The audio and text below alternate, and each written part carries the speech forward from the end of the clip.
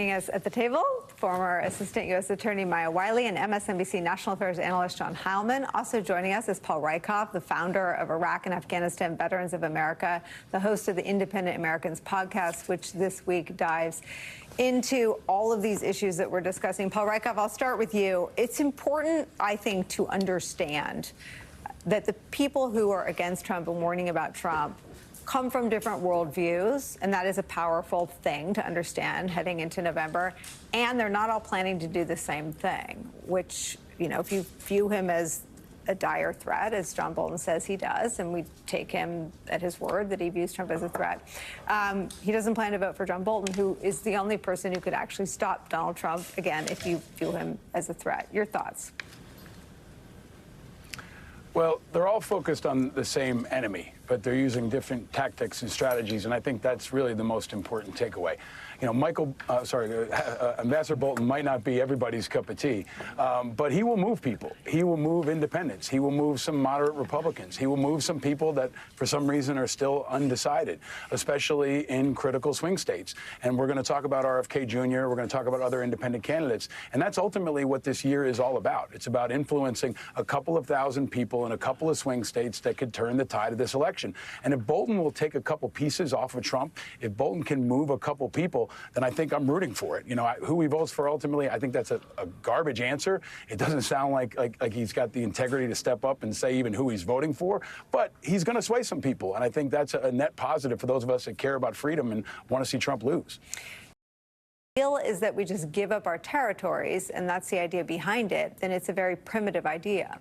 Zelensky continued that any deal that merely gave up land to Putin in exchange for an end to hostilities would just open the way for more Russian wars of conquest in the future. A negotiated peace, he said, had to leave, quote, no room to carry out his plans.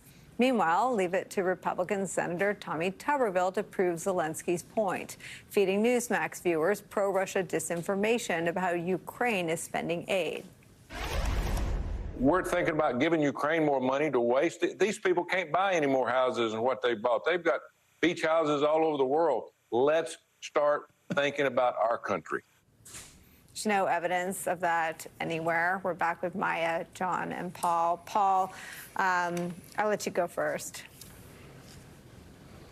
Well, just when you thought Tommy Tuberville might go away, he's back to show us all that he is the dumbest and maybe the most corrupt member of the Senate.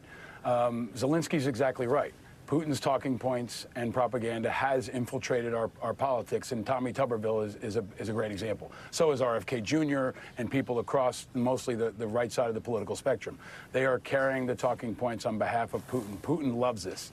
He is celebrating this. This is the weaponization of our politics that he could really only dream of just a few years ago.